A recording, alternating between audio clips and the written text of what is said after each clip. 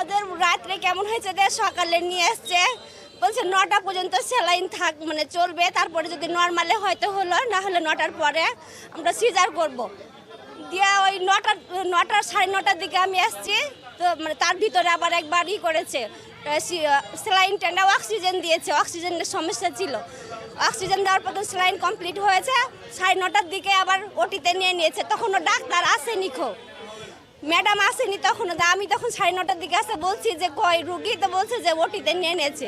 তো কোন ম্যাডামের আন্ডারে, তো বলছে বৃষ্টি ম্যাডামের আন্ডারে। তো ম্যাডাম কি আসছে, বলছে যে না আসেনি। তো রুগীকে এত তাড়াতাড়ি নিয়ে নিচ্ছেন, রুগী তো নার্ভাস হয়ে যাবে, বলছে যে না ম্যাডাম চলে আসবে। আবার বলছে যে ম্যাডাম হলো 11টার আগে আসবে না। তারপরে দেখি যে 10:30টার দিকে আমাদেরকে বাচ্চা দিয়ে দিয়েছে। ম্যাডাম কোন দিক দিয়ে ঢুকেছে আমরা তাও দেখতে পাইনি। দিয়ে তারপরে তখন বলছে যে বাচ্চাকে হলো চেক আপ করিয়ে নেন। তো বাচ্চার কোনো সমস্যা, বলছে যে না সমস্যা না, চেক আপ করিয়ে নেন। তো কোথায় করাবো, এখানে কোনো ডাক্তার আছে? তো বলছে যে এই 11টার দিকে আসবে।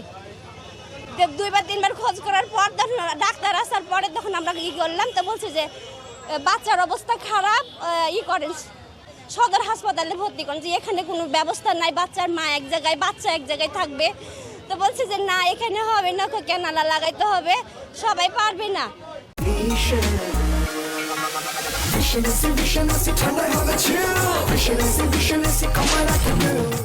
আমরা তখন ওখানে সদরে নিয়ে চলে গেছি, রুগী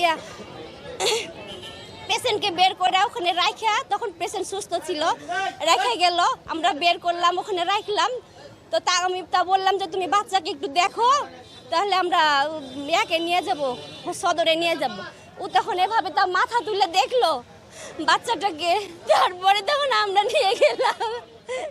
বাড়ি থেকে ফোন দিচ্ছি, তো বলছে যে রোগীর অবস্থা ভালো না। তো তাহলে ম্যাডামের সাথে যোগাযোগ করো। তো বলছে যে ম্যাডাম না, এখানে কোনো ডাক্তার নাই। তো ডাক্তার নাই, তো রোগীর অবস্থা খারাপ। তো বলছে যে ডাক্তারের ফোন রিসিভ করে না। অনেক কি করার পর তখন ম্যাডাম এসে নাকি, তখন আমি তখন আর ছিলাম না উপস্থিত। তো ম্যাডাম তখন আসা দেখেছে, তো দেখার পরে কি অবস্থা জানি না। তারপরে আবার 1 ঘন্টা আবার ওটিতে নিয়েছে। ওখানে আবার 1 ঘন্টা রাখার পরে তখন আবার বলছে যে আমরা রাখবো না, আপনারা রাজশাহী নিয়ে চলে যান। তারপরে রাজশাহী নিয়ে যাওয়ার এখানে যে অক্সিজেন দিবে, তা অক্সিজেনও দিচ্ছে না। অবশ্যই গাফলতি, কারণ এখানে অক্সিজেন বলছে যে এত অক্সিজেন না, হাত পা নীল হয়ে আসছে, ঠান্ডা হয়ে আসছে, পেট ফুলে যাচ্ছে। তো কি সমস্যা বলেন? আপনারা মাথা ঠান্ডা রাখেন, আমরা দেখছি আপনাদের জন্যই আমাদের গোলমাল হচ্ছে। তো বলছে যে কি সমস্যা বলেন, রক্ত লাগবে, লাগবে কিছুই, মানে যে সিজারে নিলে যে রক্তের ব্যবস্থা কি, রক্ত স্বল্পতা আছে, কিছুই ওগুলা কিছুই বলেনি। তারপরে তখন এই যে অক্সিজেন দিতে বলছে যে অ্যাম্বুলেন্সে অক্সিজেন আছে, ওটা আপনারা দেন। মানে এদের অক্সিজেনও ফুরিয়ে যাচ্ছে। তারপরে অ্যাম্বুলেন্সে অক্সিজেন দিয়ে ওদের যে একটা দায়িত্ব তুলে দিব, ওরা পাঠাবে, কোনো কিছু না। নিয়ে যাওয়ার পর আবার আমি যখন আইলাম, তারপরে আসা দেখি যে আবার ঘুরিয়ে নিয়ে চলে আলো। তাহলে কি রোগী মারা গেছে? ওরা যে ওখান থেকে দেখছে, তো কেউ বের হচ্ছে না যে রোগীর কি অবস্থা। আমরাই ডেকে 15 মিনিট ধরে দাঁড়িয়ে থেকে যে দেখেন রোগী আমাদের জীবিত আছে না মারা গেছে। এখন বলছে যে জীবিত আছে, অ্যাম্বুলেন্সে ঘুরিয়ে নিয়ে আসার পরে বলছে জীবিত আছে। তাহলে বলছে তাহলে আপনারা নিয়ে যান, আর ভিতরে নিয়ে যাবেন না রোগী। আমরা সুস্থ তদন্ত বিচার চাচ্ছি। আমাদের কেন হলো এরকম একটা? আমাদের মৃত্যুর জন্য দেখেছে অবশ্যই দায়ী দেখেছে কর্তৃপক্ষ, কারণ তারা যদি না পারতো তাহলে আমাদের আগেই ছেড়ে দিত। কিন্তু আমাদের আগে কেন ছাড়লো না? আমরা তো দুপুরবেলাও তাদেরকে দেখেছে বলা হয়েছে যে আপনারা মানে রুগীটা ছেড়ে দেন যদি না পারেন, কিন্তু তারা কেন ছাড়লো না? আমাদের শেষ মুভমেন্টে এসে যখন সে মারা গেছে তখন কেন আমাদেরকে ছাড়লো? এর গাফলতির কারণে আমাদের রুগীর মৃত্যু হয়েছে। তাদের অপারেশন থিয়েটার থেকেই গাফলতি। এখন তাদের কি সমস্যা ছিল ভিতরে, এটা তার আমরা বলতে পারবো না। আচ্ছা, হিমোগ্লোবিন 13.9 থাকা সত্ত্বে কেন ব্লাড লাগবে একটা রুগীর? আমার শরীর থেকে ব্লাড নেওয়া হয়েছে, এমনকি বলছে আরও 2 ব্যাগ লাগবে, টোটাল 3 ব্যাগ ব্লাড লাগবে। তো ব্লাডটা 3 ব্যাগ কেন লাগবে রে ভাই? রিপোর্টটা কার কাছে থাকে? কর্তৃপক্ষের কাছে থাকে না ফ্যামিলির ব্যক্তির কাছে থাকে? কেন দেখেছে তারা রিপোর্টটা বের করে দিল না, আমাদের ট্রান্সফার করে দিল, তবুও আমাদের রিপোর্ট দিচ্ছে না।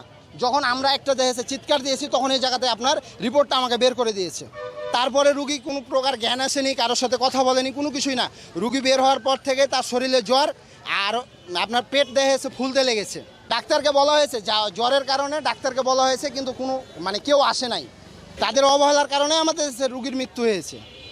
সিজার করা হয়েছে, সিজার করার পরে আবার মানে পেট ফুলে গেছে, কেমন করছিল, আবার ওকে ওটিতে ভরে 1 ঘন্টার মতো রেখেছে। রাখার পরে কইছে আমরা আর পারবো না, তখন বাইর করে দিয়েছে। 2 বার ওকে ওটিতে ভরেছে, দিয়ে তখন বের হয়ে গেছে, দিয়ে তখন কিছুক্ষণ রাস্তা গেছে, যায় আবার ঘুরে এসছে। যে ডাক্তার ছিল না, ডাক্তার বলছে যে মানে আমার বোন ছিল, এরা ছিল, বলছে যে ডাক্তারকে ডাকেন, কইছে ডাক্তার নাই, বলছে যে ও রুগীর অবস্থা খারাপ, তো আমি ছাড়পত্র দেন, ছাড়পত্র নাই, ডাক্তারও নাই, ছাড়পত্র নাই। পরে যখন আমার ভাইয়েরা এসে মানে জোরে করে কথা মতো বলেছে হয়তো, তখন কাগজপাতি বাইর করে দিয়েছে, তার আগে দেয়নি, শেষ করার পরে দিয়েছে রে। এটা আমি শিওর না, আমি ওর সাথে এখন পর্যন্ত কথা বলতে পারি। আমি দূরে ছিলাম, তো আপনি বলছি তো আমি দূরে ছিলাম, দায়িত্ব থেকে এখন একটা দুর্ঘটনা ঘটে গেছে, এটার একটা মীমাংসা করতে হবে, আর কিছু না। ভুল চিকিৎসা এটা ওনারা হয়তো অনুমান করছে, কিন্তু ভুল চিকিৎসা হওয়াটা স্বাভাবিক না।